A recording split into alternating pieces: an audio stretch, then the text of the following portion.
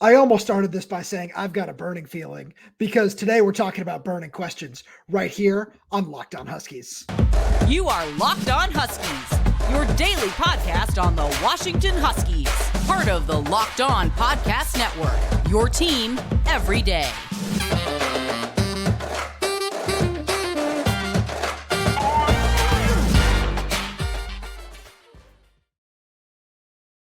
Back to another episode of Locked On Huskies. I'm Roman Tomashoff. That's Lars Hanson. We cover the Washington Huskies for Inside the Huskies with Fan Nation on Sports Illustrated. Lars, I still can't believe I went with that opener because it was ridiculous. So I'm sorry to everybody out there who had to listen to that. I thought it was kind of funny. You said I had to go with it. You know what? I respect it. I kind of enjoyed that. You know, we have some fun here on Locked On Huskies. And that's what has brought us this awesome fan base of everydayers out there and who we really appreciate. It's pretty awesome to see this subscriber base growing. We passed 300 on YouTube. That's awesome. We really can't tell you how much we appreciate that. It's so awesome to have you guys here with us every single day. We're going to start doing some more stuff on game days, probably going live after some of these games, hopefully all of them. We're still trying to figure out some of the logistics of that since we are at every single home game covering that from Husky Stadium. So there's some logistical stuff that has to be worked out there, but that is something that I did want to make sure that we teased because we have been discussing it. That's something that we want to make sure that we can do for you out there to make sure that you guys have the single best Husky coverage and you don't have to look far, that you know that you can go to Locked On Huskies and Inside the Huskies and find everything that you need to know about your team every day. Boom. Got that in there. That was awesome. I loved it. And now, since we are talking about burning questions, Lars Hanson, one thing that we heard from William Inge on Monday in his press conference, and Kalen DeBoer as well, is that they were happy with what the pass rush did. Inge kind of issued a challenge and said, hey, we got 12 pressures against Boise State. Now we got to make sure that some of those hit home. Kalen DeBoer said, I was happy with what I saw, but said the same thing, that we need to turn more of those opportunities into sacks. This defensive line had 37 sacks last year. Do you think that that's something that they're going to start converting some of those opportunities?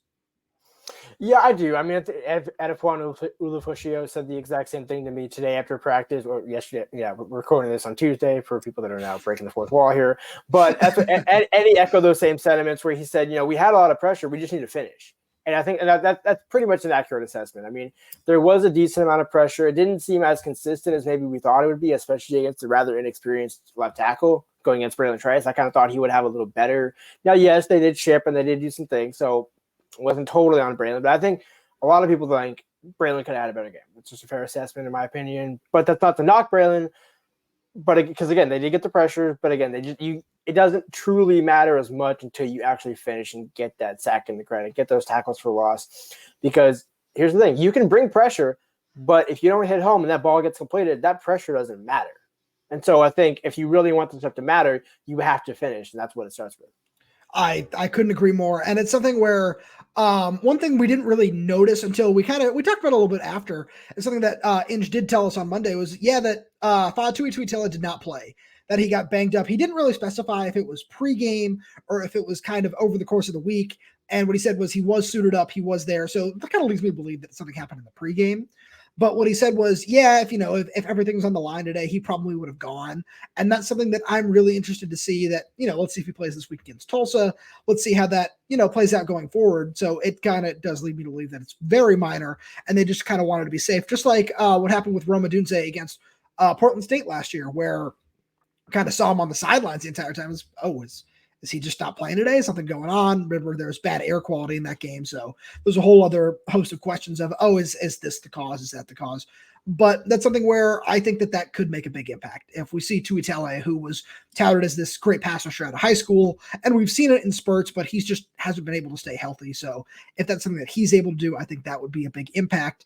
And Javon Parker, somebody who shows flashes. Tuli Gasanoa is somebody that Inge pointed out as, he graded out as one of our highest or one of our best defenders over the course of the game. And it's something where the secondary played really well for the most part. Jabbar Muhammad, I talked to him today, and he said, yeah, I want, like, once I got comfortable, it's something we talked about over the course of the week, is he said, once I got comfortable, like, everything was really easy for me. And I just felt like I was really clicking in the defense. So if the coverage can start to hold up more, and we'll talk more about eliminating explosive plays in the next segment, but if the coverage can hold up, this defensive line needs to find a way to hit home, especially since they are going to be facing a whole bunch of mobile quarterbacks who can extend the play. And that's the thing that just can't happen if this team wants to make the Pac-12 championship or even the college football playoff. Yeah, I mean, we saw it against Boise State where Ulumuali was the one that would have gotten credit for the safety on Taylor Green had it not been terrible call, by the way. I was going to say, I mean, it was one of those where it's like, okay, yes, if in a perfect world that was the right call, but it obviously wasn't. I think we all kind of knew that. But that's still what you want to see. You want to see those interior linemen getting pressure. But again, going back to what we were just saying, it's that thing where, like, okay, you're there, but you're not finishing.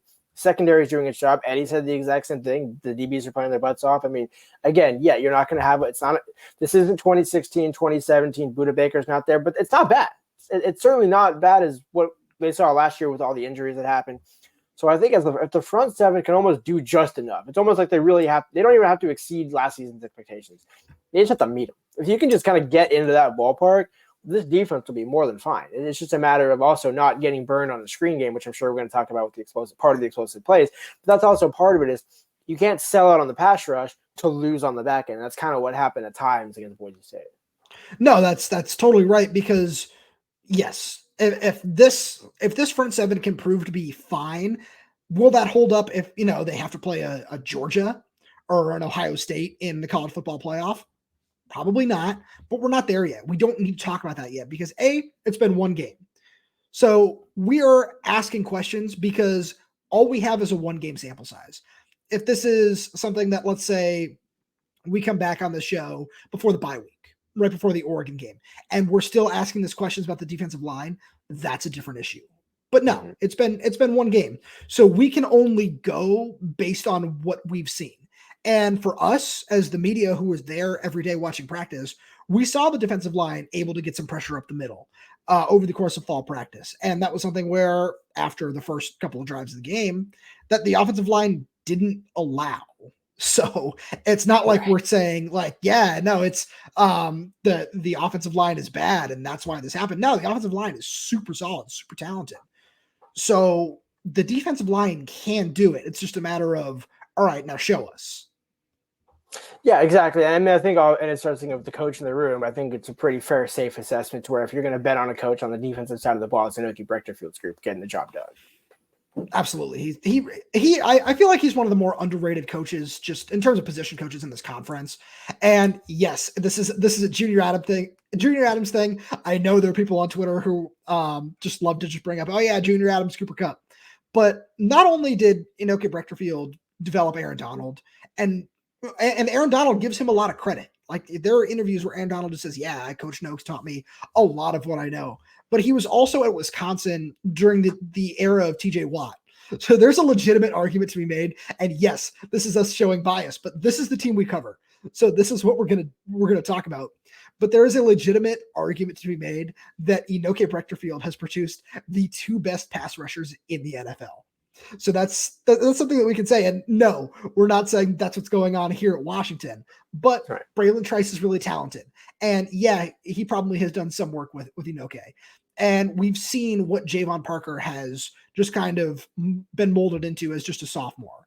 And what even like, Tuli Gasanoa, what MJ Ale, he has said he's preferred either. So neither way is wrong. Just for those out there who might say, oh, doesn't he prefer Olumu? He said, yeah, it's fine either way.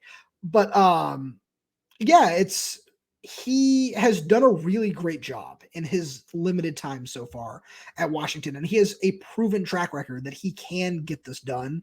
So I really do think that there's not a lot to worry about there. Yeah, I completely agree. I mean, Parker's kind of the one where he's that, I don't want to say next man up, but in that room, he's that's the type of bodies that this staff goes for. We talk about it all the time.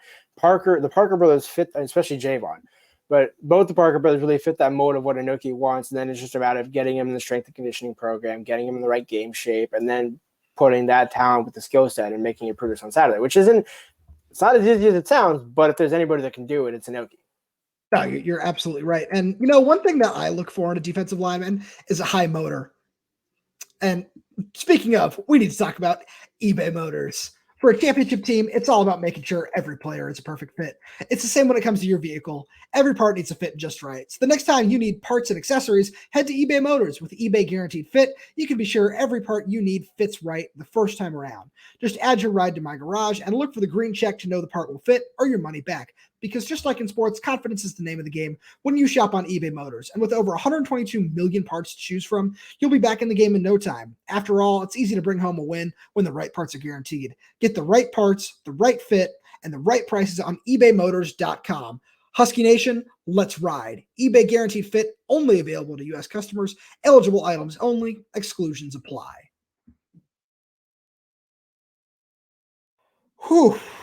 That was a fun first segment. I like that. And now it's time to talk about explosive plays. There was a really great graphic on Twitter that I'm going to pull up while I throw this over to you, because I want to make sure this person gets credit for the great work that they did. But it was talking about offensive and defensive explosive plays, and Washington was the furthest team up in where exactly you wanted to be in terms of like over a 30% explosive play rate on offense, and I believe it was somewhere in the 5 to 10% range on defense. But we saw some issues, especially in the screen game, and a lot of misdirections where the defense just got caught going the wrong way. And is that something that they're going to be able to limit going forward with some of the great offensive minds that they're going to have to go up against? Yeah, I mean, that's kind of almost like the Achilles heel, if you will, of this defense. You've got a great back end. You got a great front seven. And honestly, you have two really good linebackers. Actually, you know what? Let's be fair. They got three really good linebackers and even potentially a fourth. But, how much Drew Fowler and Randall Goforth are going to end up playing with Eddie and Alfonso Tuputala. But this defense really is built to, you can get enough pressure and still have the guys around in the back half of the defense to corral and stop the screen game. When I talked to Eddie after Tuesday's practice, that's one thing he just said is just maintain your eye discipline. It's really that simple. And I think, again, part of this we have to kind of figure week one, you're going to beat your opponent anyway, so maybe your eyes get a little sidetracked just for a play or two. But that's where that 50-yarder to Ashton Genty comes into play, where it's like, okay, Boise State, you can allow a couple of those if you're Washington, because you got the offensive firepower to come back and not have a doubt about it. But as you start to get further and further into the season, and honestly, even later into games, you don't want to have those, because, I mean, that's how we saw Michigan State come back last year a little bit, opening up the offense a little bit more. And I think UW really just kind of has to keep their foot on the gas, too. That's also where it comes into play. Eye discipline and keeping the foot on the gas, that's what makes an elite defense. That's what Washington's elite defenses of previous years were known for. It wasn't just that they had the great players. They also had the consistent drive after drive after drive after drive of, hey, no, this is a 3 down, we're going. Like, this isn't like, okay, bend but not break sort of thing. And I think that's kind of where Washington is still finding their footing a little bit. But I certainly think that they have the ability and the scheme to kind of rid that problem as the season goes along. So I do want to give a shout out to Tom Fernelli with CBS Sports and the Cover 3 podcast. He's the one who put that out. So check that out on Twitter. And I know I retweeted it, Lars. You probably did as well. So you can check it out on our Twitter, which we prefer. Our Tomashoff 34 and Lars Hanson, and follow us at Locked On Huskies too. But it's something where Washington's explosive play rate on offense was 30%. And their explosive play rate given up on defense was a little bit, probably around 7%, which isn't great, but it's not terrible either. Mm-hmm. So, but the issues that we found were exactly that. It's the eye discipline. And it's something where we saw everyone going right. It's, because we up in the box can see that just as soon as it starts happening. Oh, this misdirection is coming, that the ball is not there. But yeah. Well, I mean, because I'm just going back to the play on Gentry, where it's like we all just get the whole thing shifted one way, and I think you had it was Elijah and somebody else on the far side, and that was it. And It's like, okay, this is automatically 20 yards here. Can you just prevent the touchdown? And right. I think if you're Washington, you want it more to be. We'll give a 10 to 15 yard explosive plays like that. That's okay because it's a first down and maybe a little bit more. When you start getting into 20 plus, 30 plus, and that happens multiple times a game, then your defense is really starting to get pushed back on its heels. So that's actually exactly what I was going to say, because what I was going to talk about was the screen game stuff is going for 50 yards on a little dump off. That can't happen. But in the same vein, it's if they're allowing that to happen, that's I don't know if I want to say it's worse or it's better than giving up what we saw time and time and time again last year, where you just let a receiver get behind you, where you're constantly getting beat over your head. Because if you keep everything in front of you, that's fine. You can live with that. It's a style that Pete Kwiatkowski, when he was still the defensive coordinator up here, was great at. It's this bend, don't break. It's, we might allow 300 yards here. And it's something where Justin Wilcox is really good at that down at Cal. And there are other defensive coordinators who were really talented in that area. Once we get into the red zone, we're going to stiffen up and we're going to not allow points, which happened to an extent in this last game. Mm-hmm. But it's just something where, you'd almost rather it's this keep everything in front of you, stretch it out, which there looked like there were times that's what this defense tried to do last year and still just kind of couldn't make happen. They still got beat over their heads. So if they can eliminate that while also just saying, we're not getting beat deep either, that's going to be exactly what you want from this defense. And I do have to take a quick second here to remind everybody about Locked On College Football Live. College football season is here, and this season, Locked On is kicking up our coverage with Locked On College Football Kickoff Live. Each Friday, Locked On will go live from 11 a.m. to 1 p.m. Eastern on every Locked On College YouTube channel. College Football Kickoff Live will cover playoff implications, conference rivalry games, and go in depth like only Locked On can, including insight and analysis from our stable of Locked On College hosts covering their team every day. Find Locked On College Football Kickoff Live every Friday from 11 a.m. to 1 p.m. Eastern on any Locked On College YouTube channel, like right here on Locked On Huskies. You won't want to miss it. Oh, those ones always take a lot out of me when I gotta do those live reads. But I think that's really all there is to say is if this defense can show that they're not getting beat deep, which Jabbar Muhammad was excellent at. He wasn't allowing anything. He keeps everything in front of him, which is probably my favorite thing that I've seen about him as a corner is that he doesn't let guys get behind him. And if Devon Banks or Elijah Jackson or Thaddeus Dixon or whoever is across from him can allow that same thing. And, the front seven, like the linebackers can do a better job of, oh, hey, I'm calling this out. And the safeties can come down and do whatever on some of these screenplays, just whatever needs to happen, whatever the defensive coordinators decide to call to beat some of these misdirections, some of these screens. If that can happen, then this defense should be, top 30, top 40, which is serviceable enough for them to be probably top 5 in this conference. Right, because again, when we're thinking about the defense, we're not counting on them to win games. We're counting on them not to lose games, because especially when you have the offense that they have, it's like you don't have to be all world. You just can't be the reason you lose. And I think that in years past, kind of not last year, but certainly 21, going back a little bit further, that was always the case. And so now I think this year, when you're looking at the defense, it's like, okay, all the veterans are there, all the bodies are there. For the most part, everybody's healthy, and they have enough depth behind the positions where they don't have the exact number of starters or who they want. Again, 5-2-way, MJ, that you're equal in depth there. You're not losing anything necessarily, in my opinion.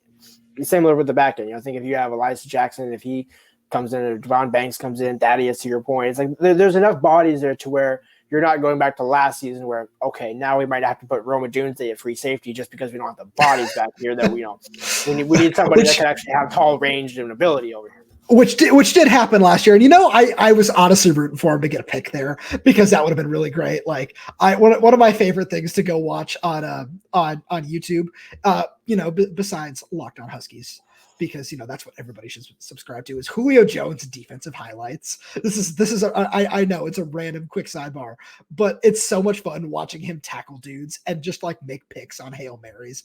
I think that's just so much fun to watch. So yeah, I just think that it would be great, but you're right. That's not something that's necessary, because as a Patriots fan, it just makes me think of the Miami Miracle, which pains me to even say, when the Patriots put Rob Gronkowski back there at free safety just to get beat at the end of a game.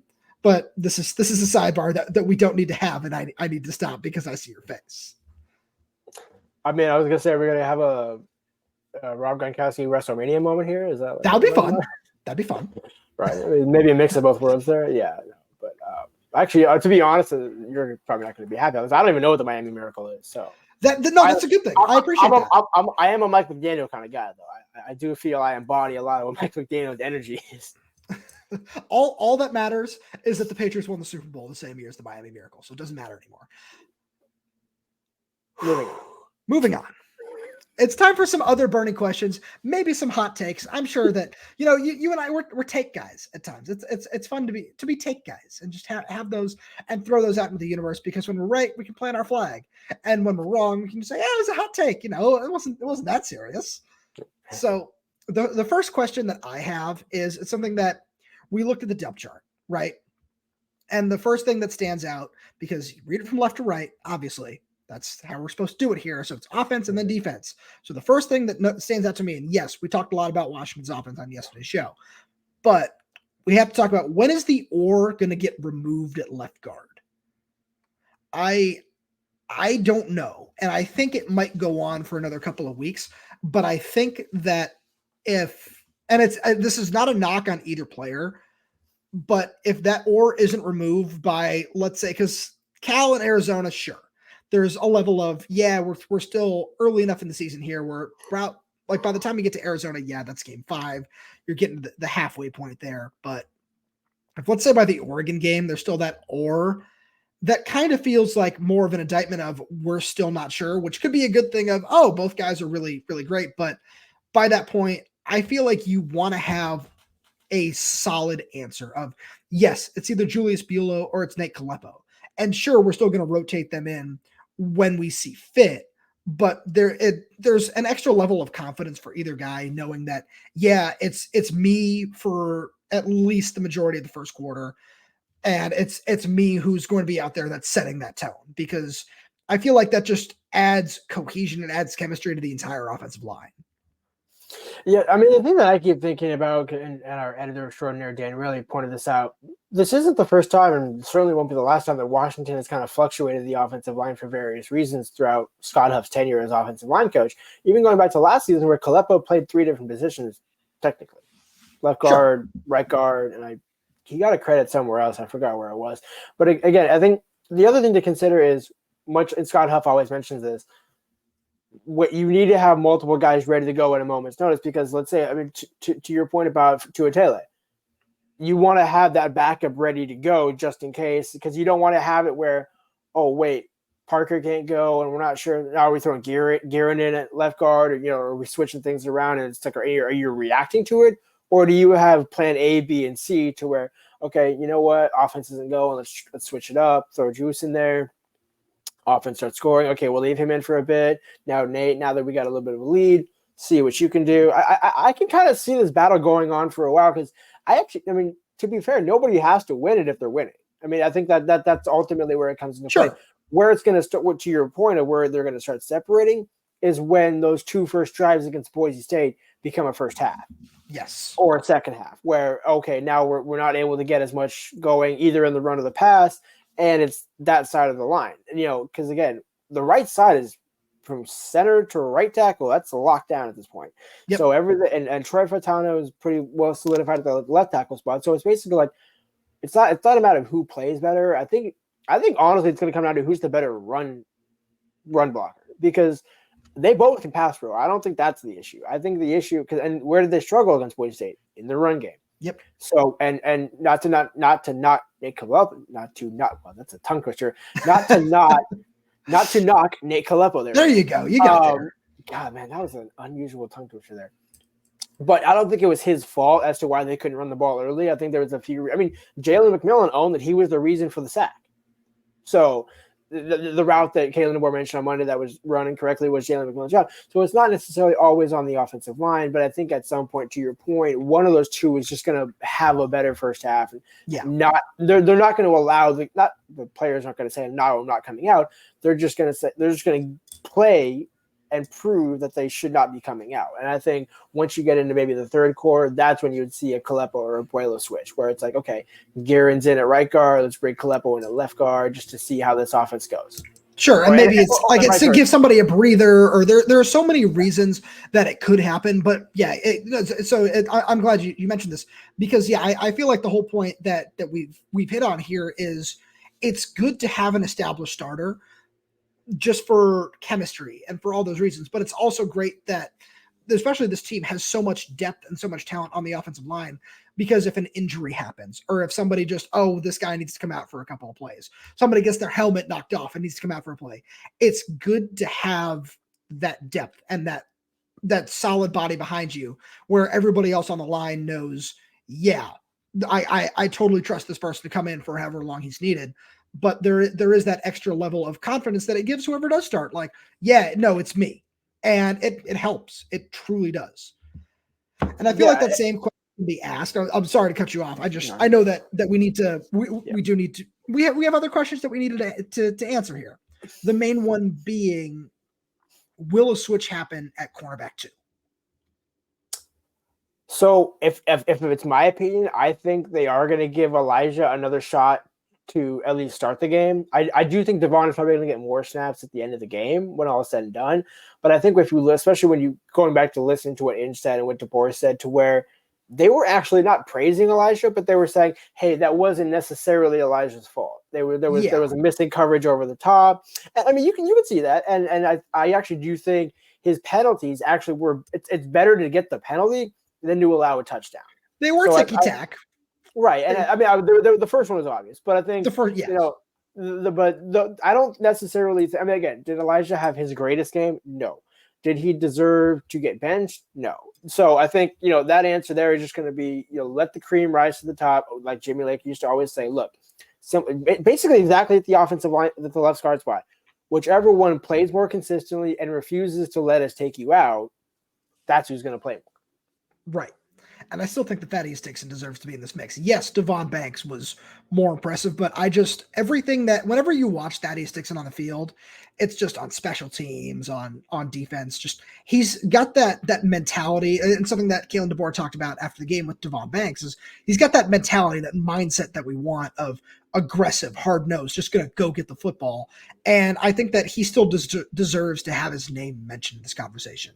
Now, Lars, I've asked all the questions to this point. Is there anything you want to throw out? Any burning questions? Any hot takes you might have? No, it's not necessarily a hot take, but I do want to shout out. You weren't expecting this. I want to shout out Grady Gross. I like this. This is great. Because one thing that also it went completely unnoticed. I didn't even write about it. I don't think anybody wrote about it.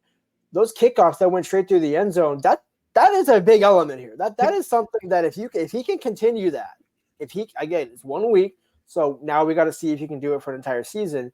But that is going to be a very crucial element, because one area where you'd have kind of struggled, especially, at the meat of the season, was that kickoff coverage. Again, Carson Bruner had the massive hit. There was a bunch of highlights, but not necessarily all of them were good. And the ones that were good, it was kind of like few and far between, And so I think Grady actually sending those kicks through the end zone, if he can do that consistently throughout the season, that is actually going to be a secret weapon for UW, because similar to where Jeremy Bernard gets you to start basically at midfield, Grady doing the same thing, pinning your defense, pinning the opposing offense back. We can't undersell that. So that's not necessarily a hot take, but I do think it's a hot point of, contention over the past few years, that now maybe this season, last season with Peyton Henry, it was like, okay, is he doing too much with kickoffs and field goals? Should we balance him out a little bit more? And I think Grady, he's comfortable with his ranges from a field goal perspective, but his main weapon is going to be sending it through the end zone on kickoffs. Right. Because I did want to just bring him up very briefly to just say it was nice to see him just be consistent on extra points after the fact, where this is his first time actually kicking in a real game. And it's something I wrote about when on Inside the Huskies when we saw he got the starting job, which was he's filling the shoes of Peyton Henry, who is the school's all-time leading scorer. And it's something where it's Tim Horn was somebody who was talked about for a while for many different reasons. He was jacked, man. I wish I looked like Tim Horn, but it's something where it was always talked about his big leg. He couldn't get kickoffs at the end zone, but it was also, we never actually got to see him kick on the field. And the fact that he couldn't beat out Peyton Henry, who was very consistent, but didn't necessarily have the strongest leg, no disrespect. It was something where that was Tim Horn's thing was, he can nail these 50, 55 yarders.